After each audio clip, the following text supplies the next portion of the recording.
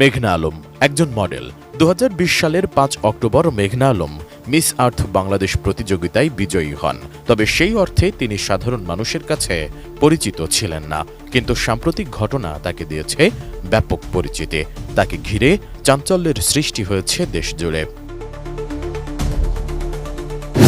Police জানায় মেঘনা আলম একটি সংঘবদ্ধ প্রতারক চক্রের সদস্য, যারা হাই প্রোফাইল ব্যক্তিদের সঙ্গে ঘনিষ্ঠ সম্পর্ক তৈরি করে ব্ল্যাকমেইলের মাধ্যমে অর্থ আদায় করত। এই চক্রের মূল হোতা মোহাম্মদ দেওয়ান সমীর বর্তমানে ভাটারা থানার একটি মামলায় 5 দিনের রিমান্ডে রয়েছেন।